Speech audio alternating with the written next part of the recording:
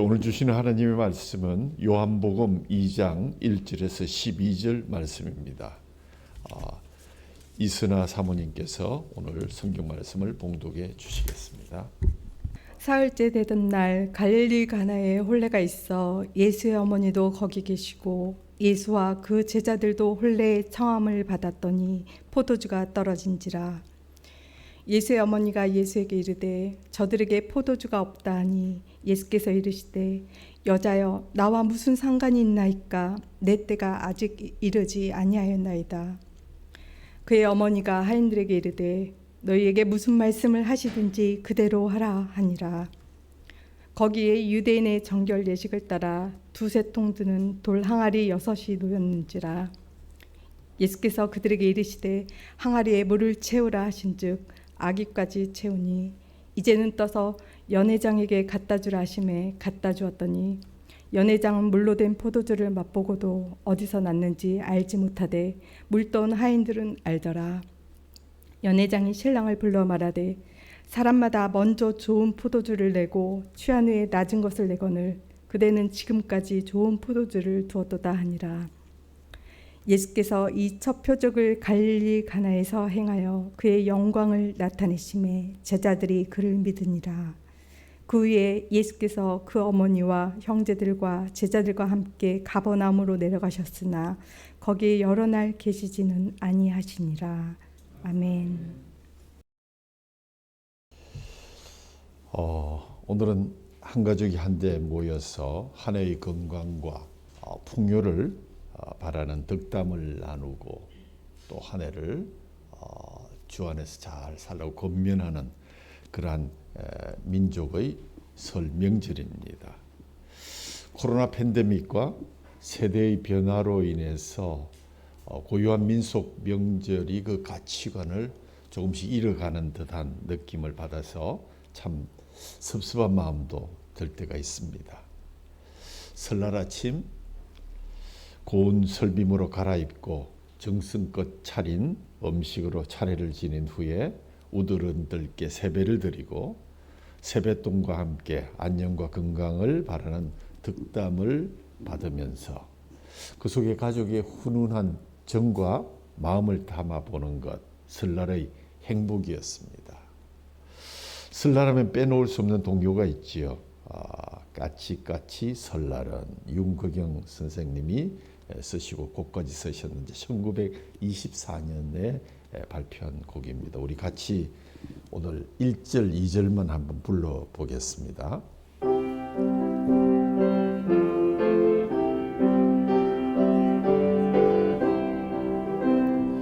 까치까치 설날은 어저께고요 우리 설날은 오늘이래요 곱고 고운 댕기도 내가 드리고 새로 사온 신발도 내가 신어요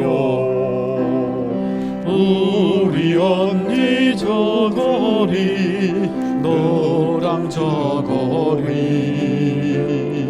우리 동생 저고리 색동 저고리 아버지와 어머니 보사하시고 우리들의 절반도인 좋아하셔요.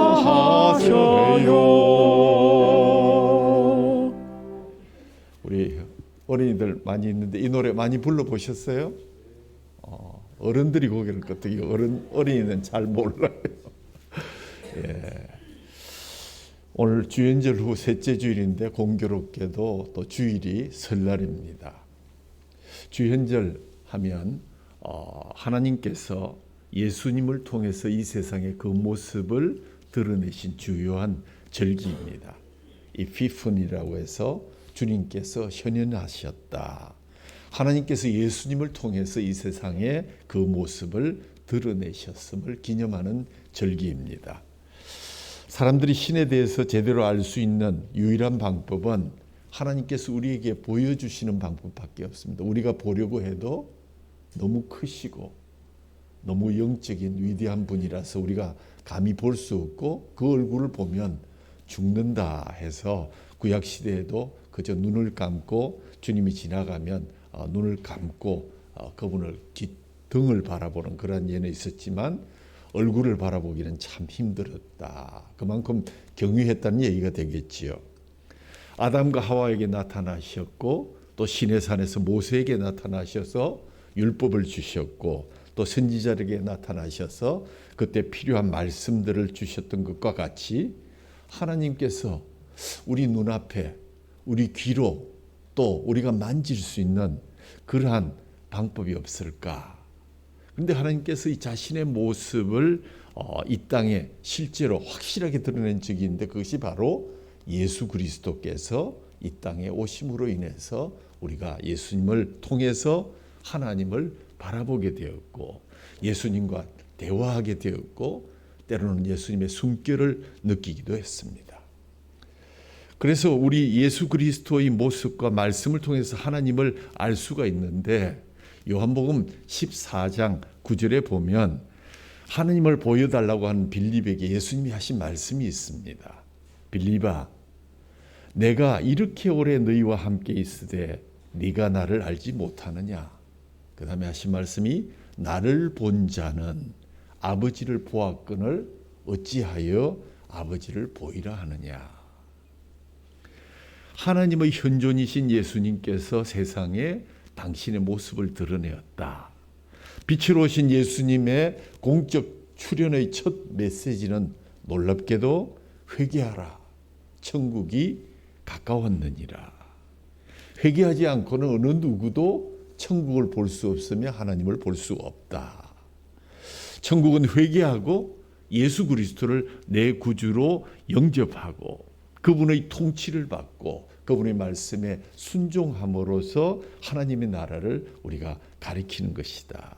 예수 그리스도를 통해서만 하나님께로 갈 수 있으며 곧 예수 그리스도께서 그 천국의 좁은 문, 유일한 문이 되시는 것입니다.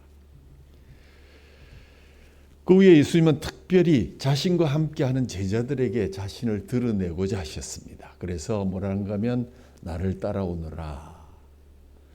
내가 너희로 하여금 사람을 낚는 어부가 되게 할 것이다. 이렇게 말씀해서 요한, 안드레, 베드로, 빌립, 나다나엘 등 5명의 제자가 예수님이 세례를 받으시고 천국을 선포하신 지 불과 사흘 만에 세례 요한의 권유에 따라서 예수님의 제자가 되고 예수님을 따르게 되었습니다. 그리고 난 뒤 한 사흘이 지난 뒤에 그러니까 예수님이 세례를 받고 한 6일째 주님의 공생애를 다루는 데 있어서 피할 수 없는 아주 중요한 사건 하나가 생기게 됩니다. 그것이 바로 예수님이 공생애를 시작하시고 보여주신 첫 표적. 가나 혼인잔치에서 물을 포도주로 바꾸신 사건입니다. 너무 잘 알기 때문에 그거 내 잘 압니다 하는 그런 선입견은 우리가 늘 하나님 말씀을 받을 때 경계해야 될 교만한 둔감이다. 마귀의 유혹이다. 이렇게 생각하시면 틀림이 없을 것 같습니다. 여전히 하나님 말씀은 들을 때마다 들려주시는 그 놀라운 감동과 감격이 우리에게 넘쳐야 할 것입니다. 예수님께서 행하신 많은 기적들 중에 요한복음은 7가지의 행하신 이적을 소개하는데 그중에 첫 번째가 작은 동네에서 일어난 따뜻한 기적이었다라는 소제목을 붙이고 싶은 오늘의 이야기입니다. 하나님의 영광을 예수 그리스도가 이 땅에 오셔서 처음으로 표적을 통해서 나타내신 그 시골 마을 현장으로 여러분과 함께 가보고자 합니다. 나다나엘을 부르신 지 사흘째 되던 날 나다나엘의 고향인 가나에서 혼인잔치가 열리고 많은 사람들이 초청을 받아 모여들기 시작했습니다. 하나님이 주신 일반 은총 중에 가장 신성한 언약의 의미 있고 놀라운 축복의 자리가 바로 혼인입니다. 내가 누구와 누구를 연합해서 한 가정이 한 몸이 되게 하겠노라. 이 축복의 혼인잔치는 그 당시에는 한 일주일 정도 계속되었다고 합니다. 예수님과 그의 어머니와 그의 제자들도 혼인잔치에 함께 초대를 받고 참석했습니다. 사람들이 몰려들기 시작하고 하인들의 움직임 또한 빨라졌습니다. 이곳저곳에서 들려오는 하객들의 요청을 파악하고 그 필요를 채우기 위해서 주인의 심부름에 하인들은 정신을 제대로 차리지 못할 그러한 지경이었습니다. 여기저기서 여기 포도주 좀 주세요. 필요로 하는 손님들의 소리가 들려옵니다. 포도주를 빨리 가져다 주기 위해서 포도주 통으로 달려가던 하인이 갑자기 멍해집니다. 이게 웬일입니까? 포도주 통에 포도주가 바닥을 보이기 시작했습니다. 흥겨운 잔치집에 그만 포도주가 떨어지게 된 것입니다. 우리의 삶을 뒤돌아보아도 하나님의 기적이 상식처럼 펼쳐져 왔음을 부인할 수 없는데 우리의 포도주 통에 포도주가 떨어질 때도 참 많았는데 우리는 오늘 이렇게 주님 앞에서 예배 드리고 있다는 사실을 상기해 본다면 죄인으로 인해서 우리가 이미 죽었던 생명이었는데 이 영광스러운 예배에 참석해서 주님의 첫 기적의 이야기를 들을 수 있다는 것, 우리가 바로 그 기적의 수혜자가 아닌가. 저와 여러분이 기적의 대표적인 표본이라고 생각하는데 여러분 동의하시는지 모르겠습니다. 그럼에도 불구하고 포도주가 떨어졌다. 그러니까 어떤 분은 그렇게 얘기할지 모르겠어요. 우리 뒤에 있는 어린이들이 특별히 목사님 걱정할 필요 뭐 있어요. 수프에 전화 한 통만 하면 검사 가져올 텐데요. 그런 농담하실 분 없죠. 그런데 거의 모든 기적에는 공통점이 있습니다. 왜 그런가 하면 거기에는 예상 밖의 상황 속에서 그 문제로부터 가능성이 거의 상실되어 갈 때 기적은 일어납니다.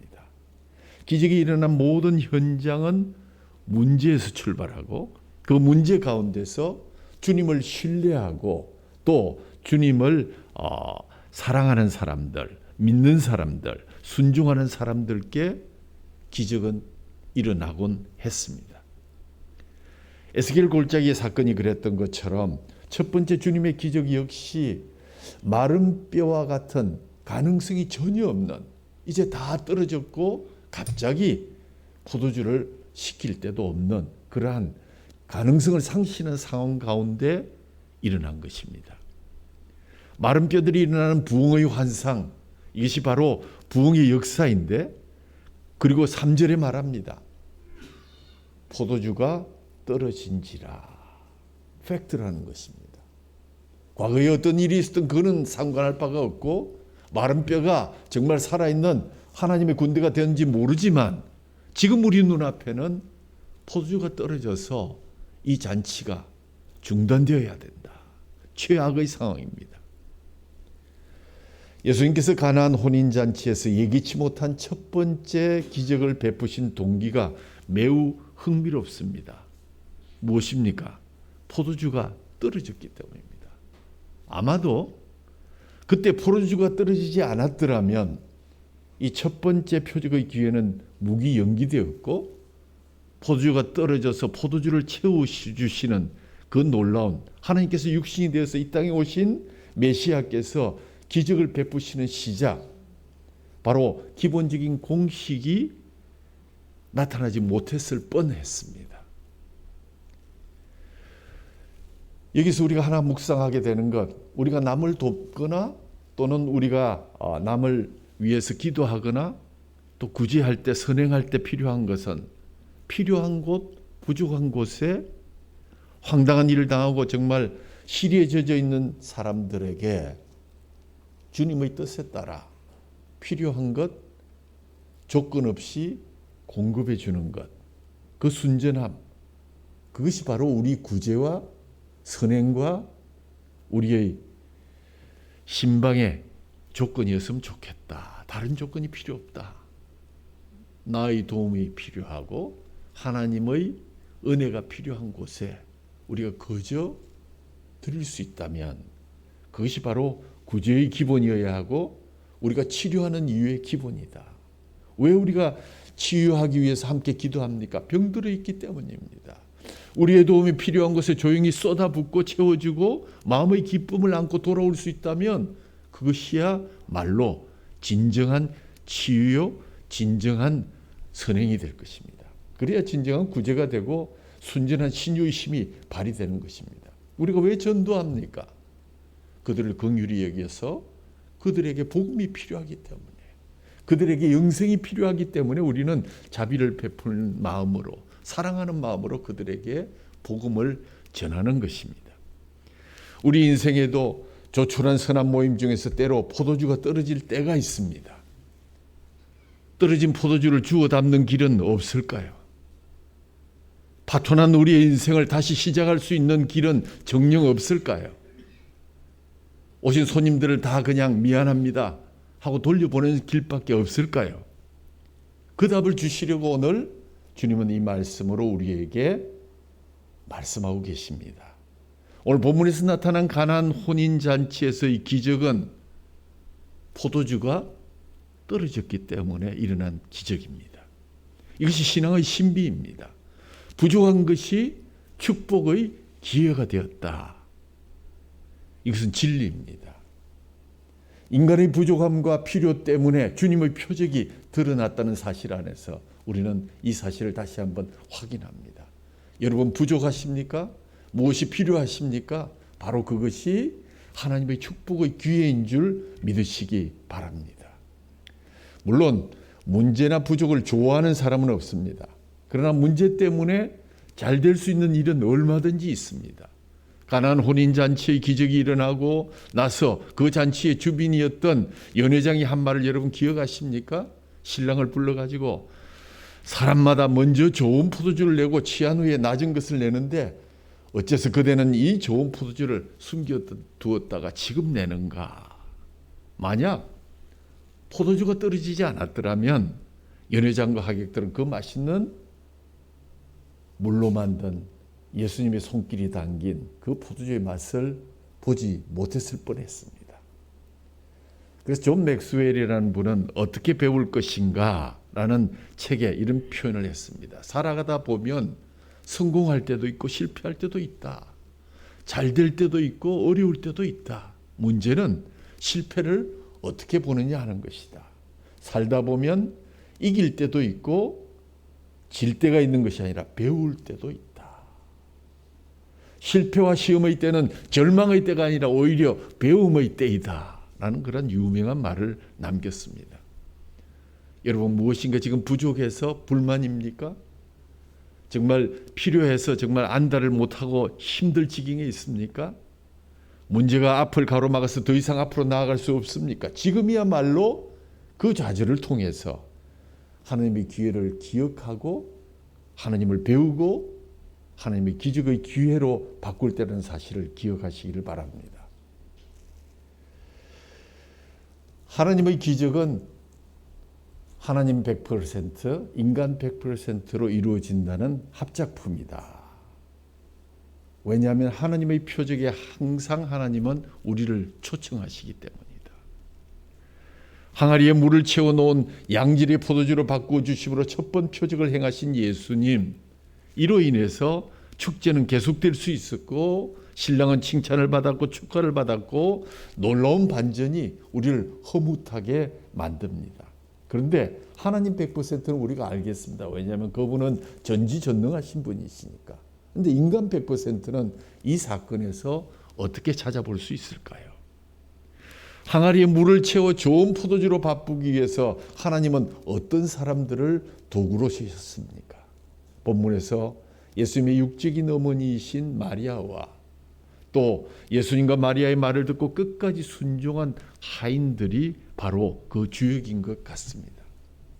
먼저 마리아의 배려와 믿음에 대해서 생각해 보십시다. 하나님께서 이 기적을 일으키는 데 가장 중요한 역할을 한 사람은 예수님의 육신의 어머니 마리아였습니다. 여기서는 우리의 마리아에게서부터 두 가지 점을 배웁니다. 첫 번째는 그의 섬세한 배려입니다. 혼인잔치에 초대받은 사람들이 흥겨운 분위기에 들떠 있습니다. 먹고 마시며 즐기느라 어느 누구도 포도주가 떨어진 사실을 알아채지 못하고 있었습니다. 그러나 마리아는 포도주가 떨어진 것을 금세 발견하고 잠시 후 잔치의 흥이 깨어질 것을 느끼면서 예수님의 어머니로서 섬세한 배려와 사랑이 넘치는 그런 여인이었음을 우리에게 보여줍니다. 여기서 잠시 우리 자신들에게 다시 한번 물어봅니다. 여러분은 이웃의 포도주가 떨어짐에 얼마나 관심을 갖고 계십니까? 이웃의 필요에 대해서 얼마나 민감해하고 있습니까? 두 번째로 마리아가 혼인잔치집에 포도주가 떨어진 것을 알았지만 오직 예수님께만 그 사실을 이야기한 것, 그것을 저는 기도라고 부르고 싶습니다. 아마 대부분의 사람이 이런 상황을 발견하면 이 사람 저 사람에게 이 사실을 알리고 난리 났다, 어떻게 하면 좋으냐 회의를 하고 했을는지 모르겠지만 마리아는 예수님께로 가서 저희에게 포도주가 떨어졌다 라고 말했습니다. 이것은 하나의 기도였습니다. 예수야, 포도주가 없으니 포도주를 좀 만들어 보거라, 이렇게 월권하지 않으셨습니다. 참으로 지혜 있고 믿음 있는 예수의 어머니는 연회장에게도 신랑 신부에게도 말하지 않고 오직 한 분, 예수님께만 가서 조용히 말했습니다. 문제를 세상에 맡기지 아니하고 예수님께 가져가는 그의 믿음은 기적의 중요한 도화선이 되었습니다. 마리아는 우리 인생사 모든 문제의 해결자가 예수님이라는 사실을 그는 믿고 있었습니다. 어디서 그 사실을 우리가 알 수 있을까요? 누가복음 2장으로 돌아가 보면 예수님이 12살 시절에 유월절 가족들과 함께 예루살렘에 갔다가 실종되어서 사흘 뒤에 성전에서 찾게 되었을 때 선생들 중에 앉아서 토론하고 있는 것을 발견했습니다. 그때 상황을 성경은 이렇게 기록합니다. 예수께서 이르시되 어찌하여 나를 찾으셨습니까? 내가 아버지의 집에 있어야 될 줄 알지 못하였습니까? 부모가 그 하신 말씀을 미처 깨닫지 못했는데 예수님께서 함께 내려가사 나사렛에 이르러 순종하여 부모님을 받들었다. 그 다음 말씀, 그 어머니 마리아는 이 모든 말을 마음에 새겨 두었더라. 우리의 삶에 기적이 오기 위해서는 예수님은 우리의 필요에 관심을 가지시는 분이라는 것을 이해할 수 있는 것, 그것이 마리아의 믿음의 기초였다고 생각합니다. 예수님은 우리의 크고 작은 모든 필요에 관심을 가지고 계십니다. 그러므로 기도하기에 너무나 평범한 것은 없습니다. There is nothing too ordinary to pray about. 기도하기에 너무 시시한 제목은 없습니다. 어쩌면 작은 사탕 하나 얻기 위해서도 기도해야 될는지도 모르겠습니다. 우리는 사소한 문제, 평범한 문제도 기도해야 할 것입니다. 예수님은 큰 문제에 관심을 가진 것처럼 우리의 작은 문제에도 늘 관심을 가지고 계십니다. 예수님은 참새 한 마리가 땅에 떨어지는 장면도 보고 계시고 우리의 머리카락이 얼마나 되시는지 세고 계시며 우리가 알 수 없는 수많은 별들의 이름과 형편과 또 지질과 환경까지도 다 알고 계시는 분이십니다. 그러므로 우리가 마리아처럼 예수님께 우리의 일상적인 삶을 다 아뢰는 모습은 예수님을 귀찮게 하는 것이 아니라 예수님을 위대한 분, 하나님이심을 인정하는 것입니다. 너희에게 무슨 말씀을 하시든지 그대로 하라 하는 그 다음 말씀도 그의 믿음을 우리에게 가르쳐주고 있습니다. 그런데 여기서 예수님이 한 대답이 조금 우리의 마음을 이렇게 거슬리게 합니다. 문제 해결이 우리의 상식으로만 해결되는 것이 아니면 분명하지만 그러나 그분의 뜻 안에서 수없이 일어남을 우리가 인정하면서도 겸허히 배워야 될 마리아의 믿음이 무엇일까? 포도 없이 만들어진 포도주. 이것은 믿음으로 된 것입니다. 포도주는 예수님이 만드셨지만 주님이 종종 하신 말씀이 내 믿음이 너를 구원하였도다 라고 하신 말씀을 여러분은 기억하실 것입니다. 그렇습니다. 믿음이 기적을 만듭니다. 그럼에도 불구하고 4절에 당신과 내가 무슨 상관이 있습니까? 내 때가 아직 되지 않았습니다. 하는 이야기는 좀 찝찝하죠. 더군다나 육신의 어머니가 아들에게 듣기에는 좀 이렇게 거슬리는 말 같습니다. 영어로 보니까 좀 더 거슬립니다. Is that any of our business? 이게 우리하고 무슨 관계, 무슨 사업이나 되는 겁니까? 무슨 관계가 있습니까? 우리들도 가끔 위급한 일이 생겨서 하나님께 매달려서 눈물로 기도해 보지만 아무런 응답을 받지 못하면서 이게 나랑 무슨 상관이 있느냐 하는 말처럼 들릴 때가 있죠.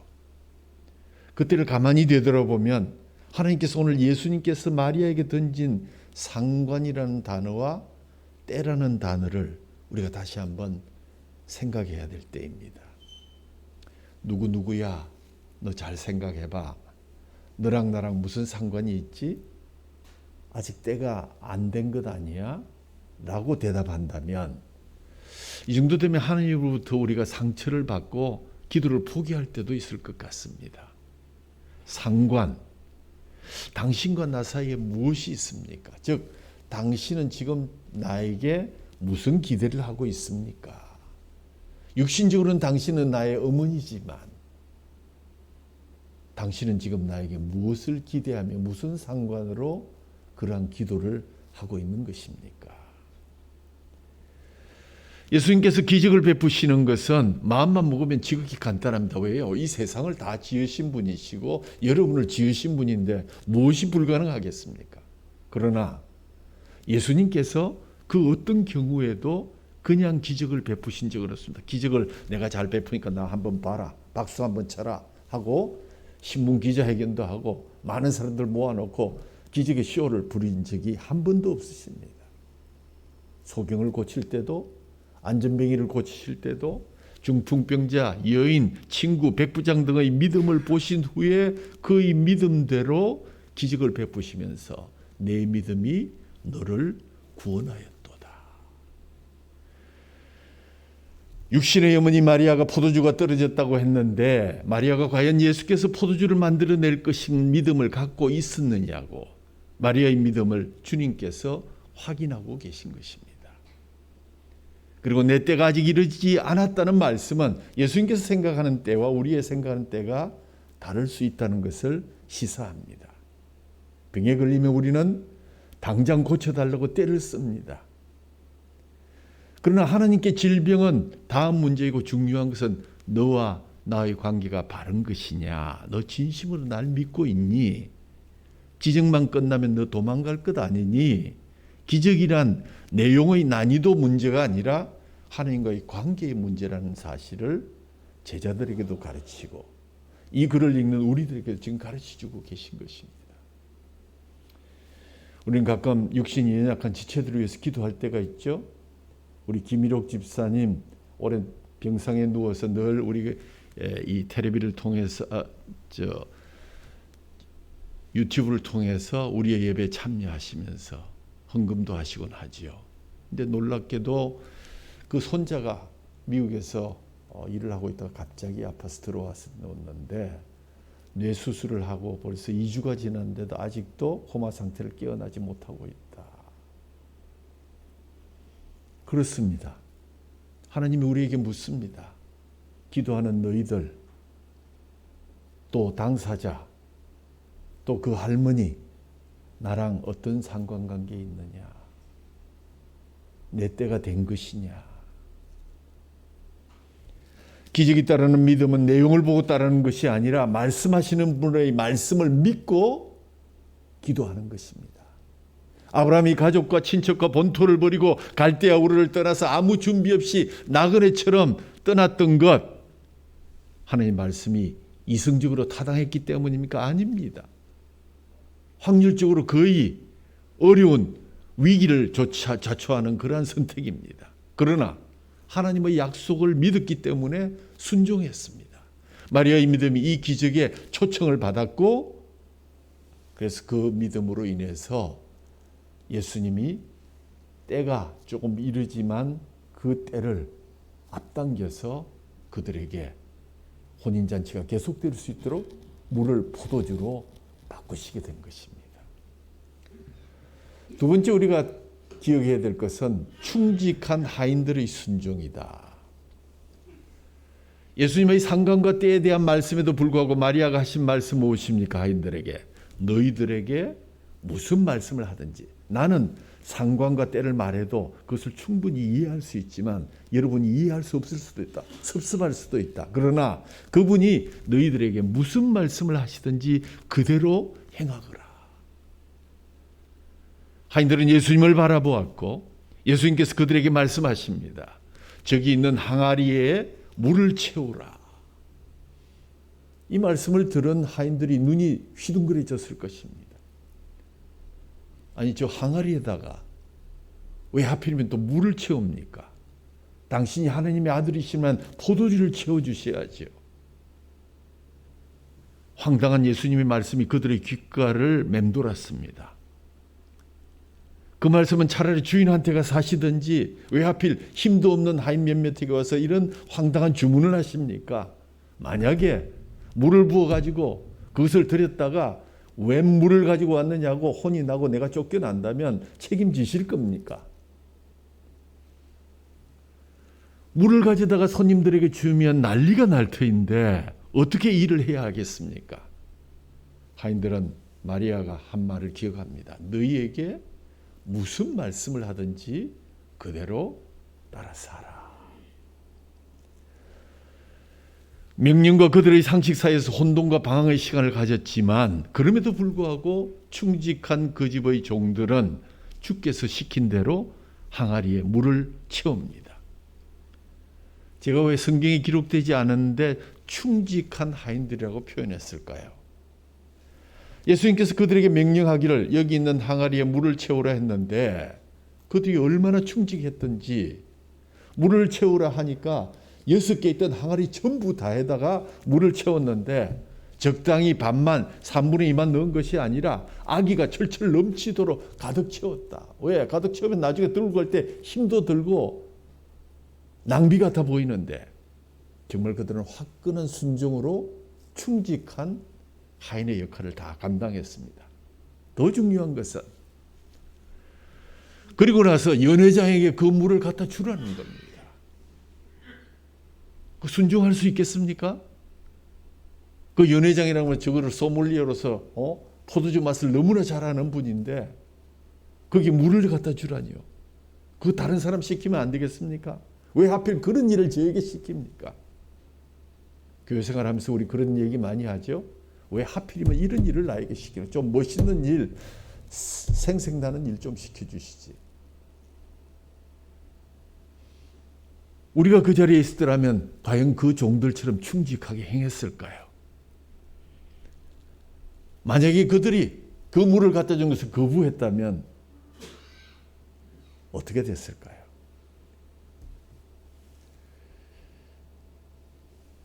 아마 길교의 교인들은 그런 분이 한 분도 없었을 것입니다. 일당백의 사명을 감당하는 충직한 종들이시니까요. 물이 변하여 포도주가 되었습니다. 어느 순간에 어떤 원리로 되었는지 우리가 알 길이 없지만 주님밖에는 모릅니다.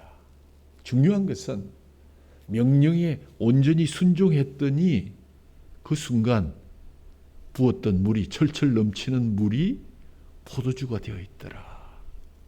뒤에 보니까 물 떠온 하인들은 그 사연을 알고 있더라. 주님의 명령에, 마리아의 그 당부에 충직하게 일했던 그 하인들은 물이 바뀌어 포도주가 된 사실을 알고 있더라. 분명히 물을 부었는데 변해서 맛있는 포도주가 되었다.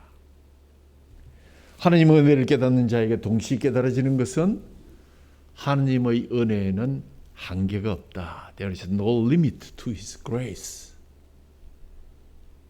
그분의 은혜에는 한계가 없습니다. 내 한계를 가지고 미리 손을 꺾고 얘기하지 마십시오. 사실상 하나님이 주신 것은 충분한 만큼이 아니라 항상 충분 이상의 것을 준비하시고 공급해 주고 계신다는 사실을 우리는 기억해야 할 것입니다. 왜요? 6 돌 항아리에 가득 채우면 먹고도 남습니다. 항상 필요한 것 이상을 우리에게 주셨습니다. 하나님께서 만물을 창조하실 때도 충분한 만큼만 창조하지 않으셨고 충분한 것 이상을 창조해 주셨습니다. 가장 중요한 것이 무엇입니까? 순종입니다. 기적은 순종으로 완성됩니다. 하인들이 주님께 순복하였더니 그들이 기적을 체험했고 내 생각과 경험으로 말도 안 되는 일이지만 그들은 시키는 대로 순종했고 순종하는 그 순간 포도주로 변하게 됐다. 순종이 능력입니다. 포도주는 순종하는 사람들을 통해서 만들어졌고 그 결과 모든 사람에게 그 기쁨을 공유할 수 있는 기회를 안겨주었습니다. 사랑하는 성도 여러분, 성령님께서 감동 주시면 곧바로 순종하는 이 하인들 같은 그러나 충실한 그러한 하인들 같이 순종하는 교인들이 되셔야 됩니다. 너무 계산할 필요 없습니다. 머뭇거릴 필요 없습니다. 즉각 순종하면 그 순종은 기적을 만드는 도구가 될 것입니다. 그것은 내가 하는 일이 아니라 주님께서 하시는 일입니다. 예수님으로 인해 하인들과 잔치 자리는 기쁨을 회복하게 되었습니다. 눈이 휘둥그레진 하인들은 항아리를 들고 밖으로 나가서 포도주가 아닌 물을 항아리로 하나씩 채우기 시작했고 아기까지 가득 채워서 물로 가득 채워진 항아리를 하인들은 예수님 시킨 대로 연회장에게 갖다 주었더니 그것을 받아들었던 연회장은 어디서 이렇게 맛있는 포도주가 나왔느냐. 신랑을 불러서 이렇게 얘기합니다. 보통은 먼저 좋은 포도주를 내고 취한 후에는 좀 안 좋은 것을 내는데 그들은 어떻게 이때까지 이 좋은 포도주를 두었는가. 참 대단하다. 연회장의 칭찬에 신랑 기분이 좋았겠죠. 잔치집에 있는 모든 사람들이 흥에 겨워서 즐거워하게 되었고 그 많은 사람들 중에 항아리에 물을 채운 하인들의 마음 누구보다 즐겁고 행복했을 것입니다.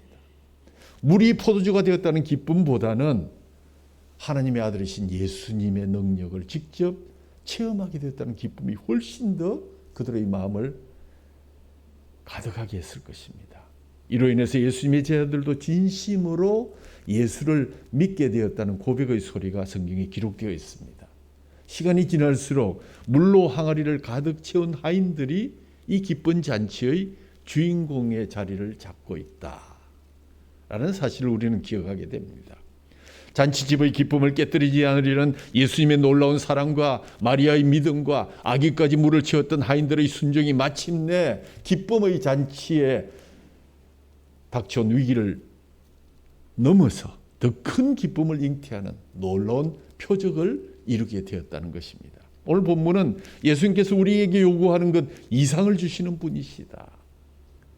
결혼식장에 100리터의 물을 담을 수 있는 항아리 6개가 차고 넘쳤는데 그 정도 많은 것 다 필요 없었는데 그것을 넘치게 주시는 분이시다.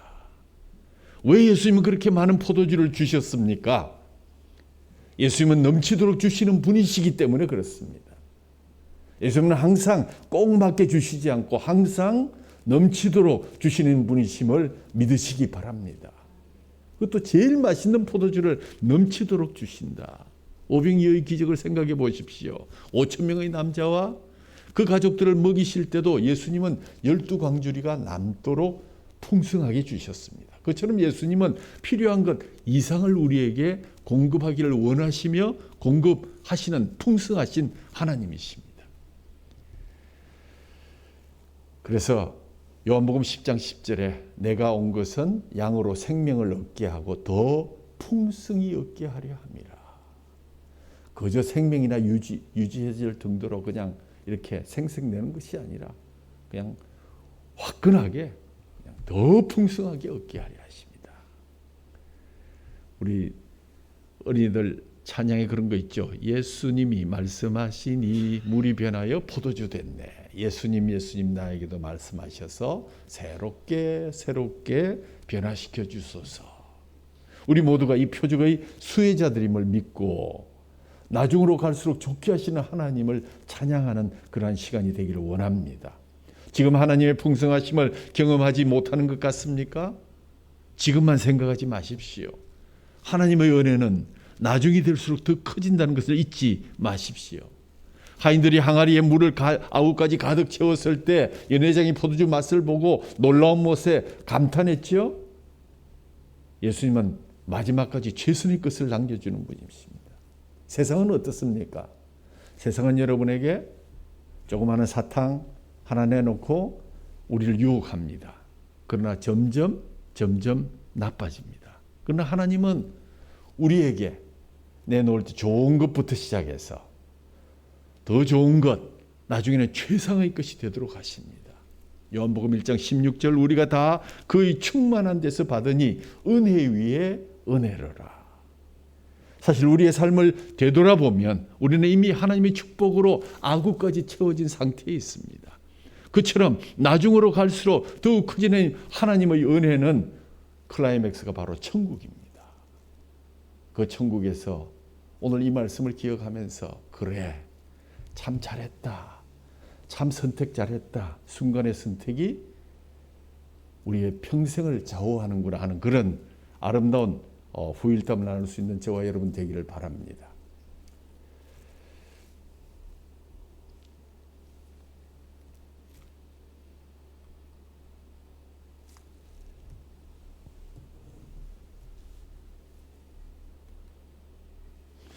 제가 마지막으로 그림 한 편을 소개합니다.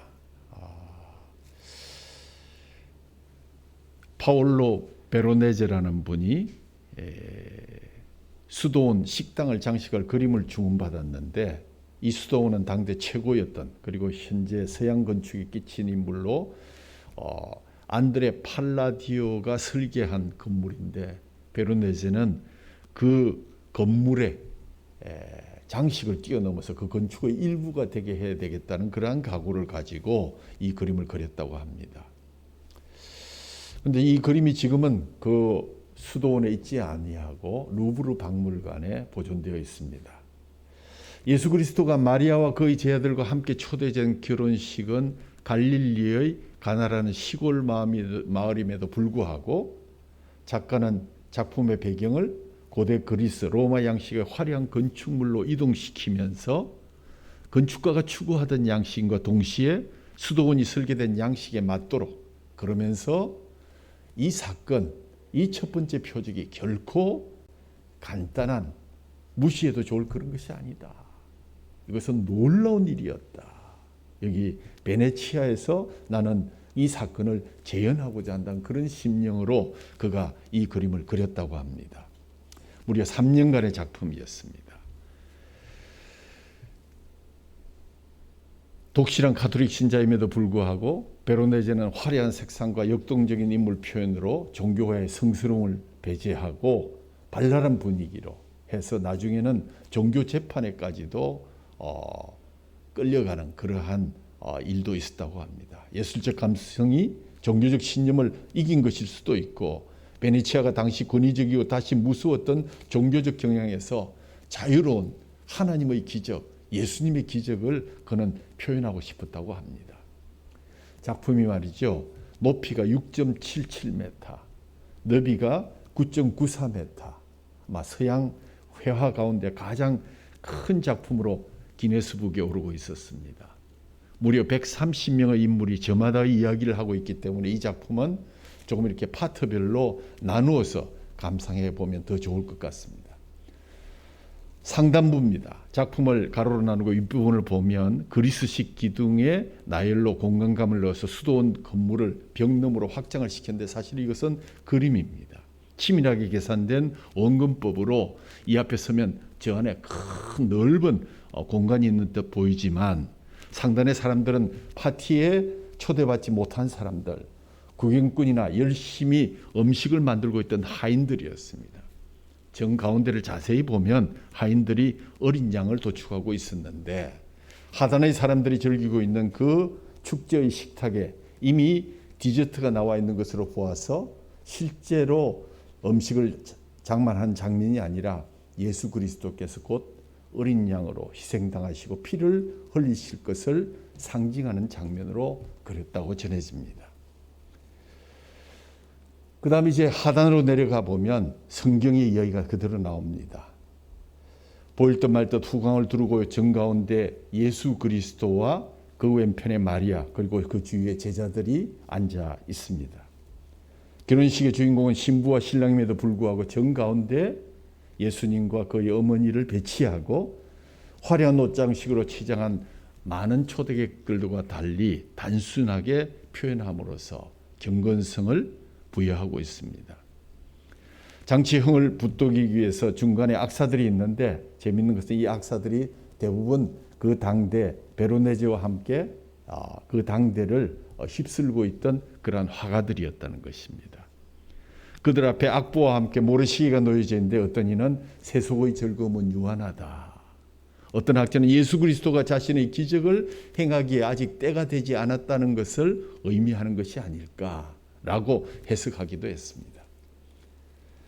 그 다음에 양편을 보면 왼쪽에는 오늘의 주인공인 신랑과 신부가 그려져 있고 그 옆에 이탈리아인이 아닌 인물들, 터키에서 온 사람들도 보이고 신랑에게 와인을 권하는 하인은 흑인입니다. 여러 인종과 문화가 혼합되어 있는 베네치아의 모습을 보여주고 있습니다.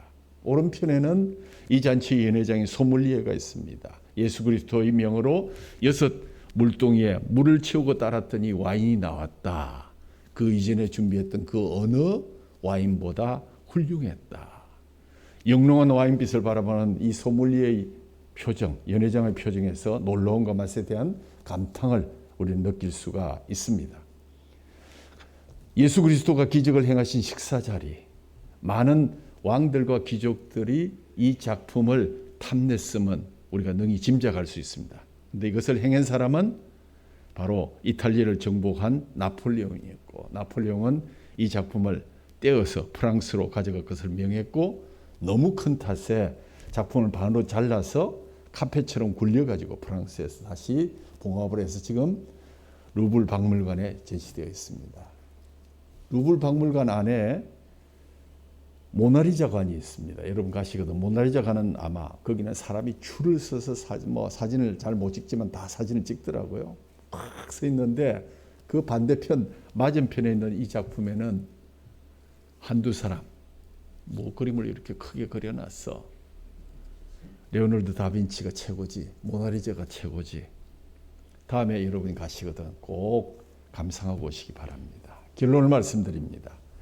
전 동네에서 일어난 예기치 못한 주님의 첫 표적은 혼인잔치에 참여한 작은 군중들에게 기쁨을 주었고, 또 순종한 자들에게는 감격을 주었고, 제자들에게는 일평생 주님을 위해서 살아야겠다는 믿음을 주셔서 종국에 하나님의 영광을 드러낸 귀한 사건이었습니다.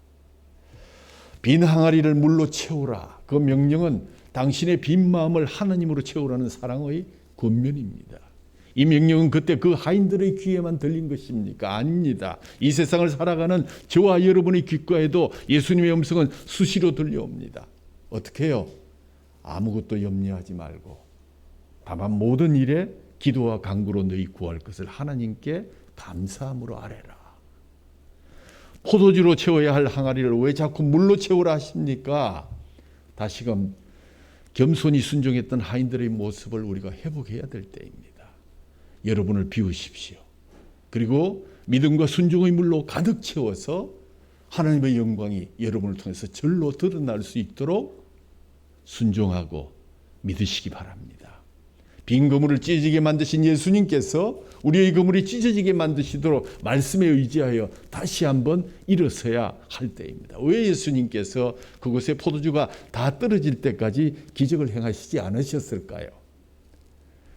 예수님이 주실 것을 간절히 사모하는 마음으로, 빈 마음으로 준비해야 비로소 하나님이 채워진다는 얘기입니다. 그러므로 하나님을 늘 사모하십시오. 하나님을 사모하는 마음이 얼마나 중요한지요. 오늘도 여전히 우리의 빈 항아리에 물을 붓게 하시는 분도 예수님이시요. 그 물이 차서 때가 참에 포도주로 변하게 하셔서 기쁨을 누리게 하며 하나님의 향기를 발할 수 있도록 하는 것도 예수 그리스도이십니다. 물로 여러분의 항아리를 채우십시오. 하나님으로 여러분의 마음과 뼛속까지를 다 채우십시오. 그물은 마리아의 믿음이요 그물은 하인들의 순종입니다. 당신의 아멘입니다. 새해는 여러분의 마음과 뼛속과 실핏줄까지 하나님을 채우셔서 하나님의 영광이 절로 드러나서 하나님의 편지가 되고 그리스도의 향기가 되는 주님의 이름이 널리 퍼지는 그런 도구로 사용될 수 있기를 주님의 이름으로 축원합니다. 예수께서 이 표적을 갈릴리 가나에서 행하여 그의 영광을 나타내심에 제자들이 그를 믿으니라. 아멘. 하나님 아버지 감사합니다. 주님의 첫 표적은 적은 무리들에게 큰 기쁨을, 순종한 자들에게 놀라운 감격을, 따르던 제자들에게 믿음의 확고함을 심어 주셨습니다.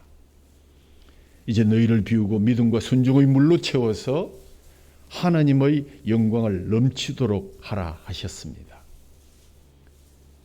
우리의 물로 채우는데 매 주일마다 우리에게 주님의 찢어진 살과 또 주님의 흘리신 보혈로 채워주심을 감사하나이다. 주님 영광 받으시고 이로 인해서 하나님을 가득 채운 자의 향기와 또 아름다운 편지가 되는 그런 놀라운 역사를 허락해 주시기를 간절히 소원하옵고 멀리 떨어져서 영상으로 예배하는 자들에게도 같은 은혜를 베풀어 주옵소서. 우리 주 예수 그리스도 이름으로 감사하며 기도하옵나이다. 아멘.